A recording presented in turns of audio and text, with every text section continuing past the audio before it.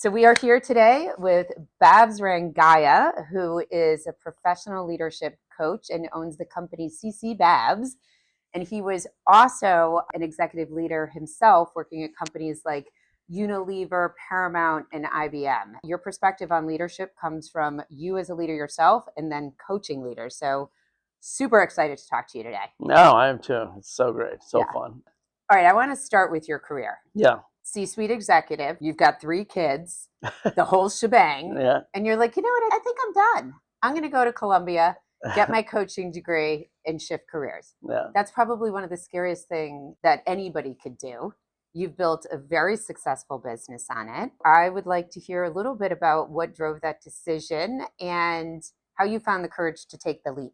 I don't think it's that courageous because from a timing standpoint, I probably would have liked to have done it sooner, but my wife was like, why don't we wait till the kids are through school and so forth. So I actually don't feel as courageous as some other people who just like jump into it in the midst of their careers. The way that I came about it is when I was at Unilever, we went through this really intense executive leadership training program to help us find our quote unquote true north, which Paul Pullman at the time, he was the CEO of the company, was very big on purpose for our brand. So like Dove was about self-esteem, there's a lot of sustainability.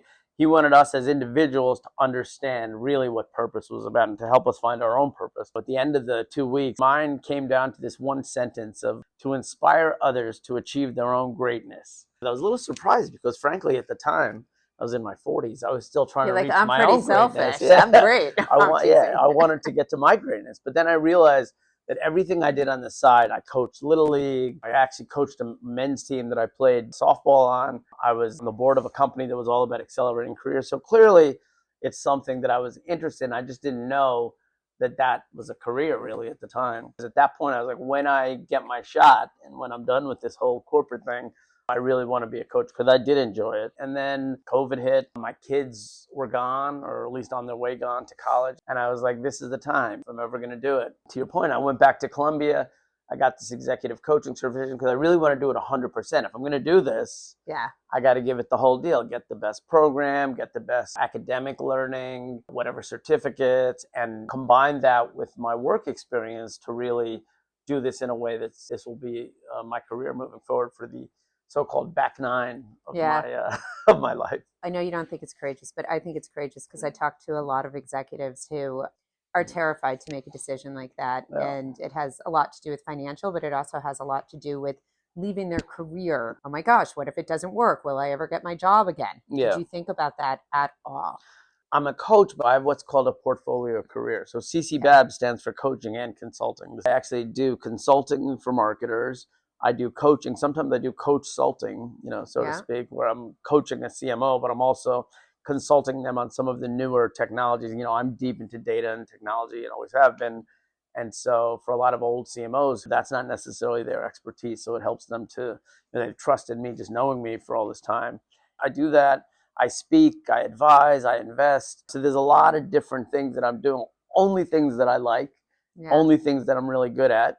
This is an interesting conversation for me because you were a leader in some of the most admired companies in the world, like Unilever, as well as IBM, which could not be more tech forward in the age of AI with Watson a handful of years ago. You were like way, way, way ahead of the curve. Now you are coaching leaders that are living in this, let's call it transformative time. I hate to be so cliche, but I am seeing many leaders struggle today trying to keep their head above water.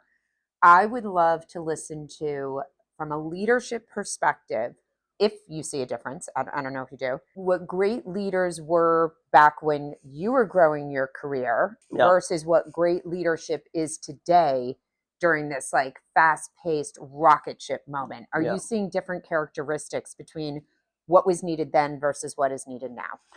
Oh, no question. When I first came up, leadership was kind of dictatorship, and most people got to be leaders because they were experts in whatever field they were in, and so they had more knowledge, they had more understanding, so they didn't take as much feedback and as much collaboration as I think today as a leader because of the rate of change. CMOs or CEOs, really for that matter, don't necessarily have as much functional expertise in the things they need to in a way that they did in the past. And that requires more of an open dialogue, more collaboration, more feedback going both ways, a better understanding of how consumers use different channels and different things today that they may not know anything about. There's two periods.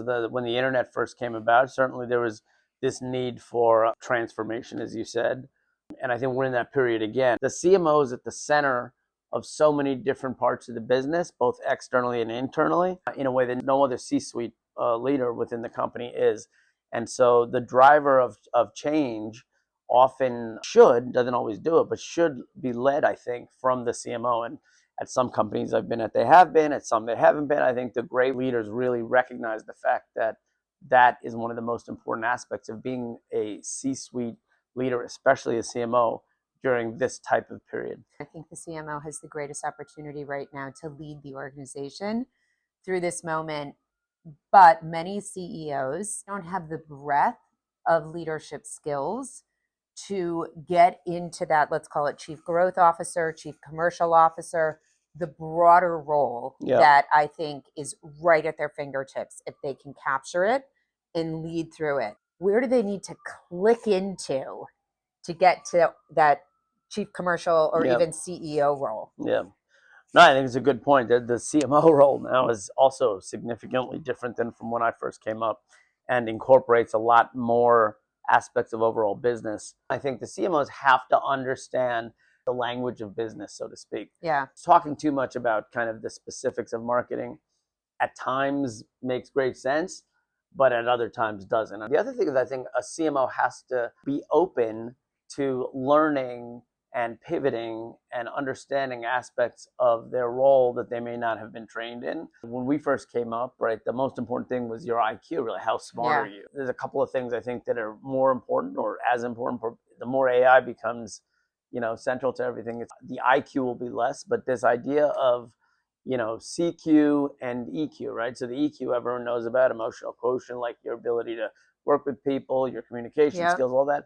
And the CQ is your curiosity quotient. You have to have that if you are going to be able to keep up with, or at least be curious enough to want to understand why things have to be done differently, what's happening, in technology and consumer and, behavior, all these things that are happening, and being able to call audible or be able to adjust what it is that you're used to doing in a way that will drive business and brand today. If a CMO doesn't have that, they probably won't be a CMO for long. Oftentimes the CEO is seeing that their CMO is not focused on what matters today. And you're seeing roles eliminated or roles changed, chief digital officer, let's get in a chief experience officer, chief commercial officer, all of those things. If you want to be a great CMO, I would want all of that to be part of the role. Frequently hear CMOs complain that their boss doesn't get it and the CEO doesn't get it and the culture wasn't the right culture or whatever it was. What advice do you have for CMOs looking to become more influential in their organizations? Many of their ideas, their thinking, their approach to business is very right on. So do you have some advice on that one? If you're the CMO and they're the CEO, then they get it. Oftentimes you think they don't get it because they're not in the weeds and the things that you're talking about. You have to talk in their language, right? You have to be empathetic, but really understand who's your audience. What are they interested in? Thinking about those things is the way that you put your narrative together to do the influencing. I do a lot of workshops on this concept of executive presence. So part of that is presentation, but part of it is understanding narrative. It's understanding how to influence people, whether it's in a boardroom, one-to-one, at a conference, on stage, whatever. There are ways and tactics that you should use to drive change and to influence others. I mean, some of them are basic, but everything from body language, eye contact, filler words, all that stuff matters. And the more confidence your CEO has that you are of executive potential and that you are open and understanding of what their needs are, that combination is powerful. Let's go back to the younger you. You are ready to set the world on fire. You're hungry. You've made it to the SVP or C-suite or close to it. And all of a sudden the world shifts out from under you. What's the advice you're giving to your younger you? I had good foresight. in my career. So I was very good at being intentional about thinking about things for Okay. whatever reason. I'm not sure why. I looked at leaders and thought about how they did things. One of the things that I always felt was important was to really focus on your strengths Yeah. and manage your flaws. Don't get caught up in trying to fix everything about yourself, but manage your flaws in a way that you're at least developing them enough so you're not hurting others and making it difficult for other people to do their job. Oftentimes I was like a bull in a china shop, come into Yeah. the team, do this, You do were that, ambitious. and then I'd leave them with a mess. There's a lot of things I could have done on organization, on empathy, working collaboratively with people differently than I did. Maybe it's ego or whatever. I was Yeah. doing very well with whatever I was doing. So I kind of blew off stuff that I probably should have spent more time with to round myself out a little bit. I appreciate you being honest about that, because I also have to look back and things that I could have done to be a better, stronger leader Without much effort. Yeah, It wasn't that hard. I just was listening to different plan. people, taking Yeah. advice, saying, okay, I got it. I got the feedback. A lot of times I'd get the feedback and I would be like, they don't get it. There's got to be some things that you can do to improve on those things. And, like I said, we all make mistakes. I do think that failure and mistakes are far more valuable to you than your successes are as it relates to you growing. Failure makes you reflect in a way that when you're succeeding, you don't. What are the top things you're seeing leaders that you coach today struggle with?